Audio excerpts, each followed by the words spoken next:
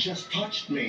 Ang samantala, si Bublé started to talk about Pilipinas. Yes. Ang kanyang pitch. So si Gwen, hindi mo rin siya napili na.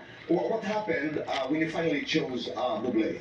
Bublé sa doon of course mom decided not to fly because she wanted you to concentrate Yes. on the And competition. I am so happy at blessed ako na ganun yung perspective. Chocolates. Chocolates are happiness, so we can do both. Alright, let's time for chocolates and happiness. Every time. Song of your life.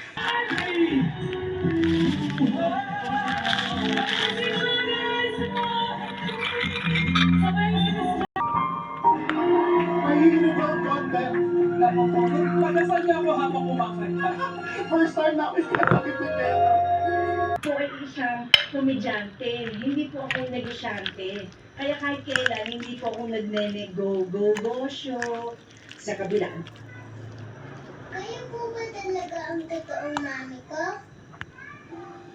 Marami Ito yung nagka-issue na hindi mo mahihita.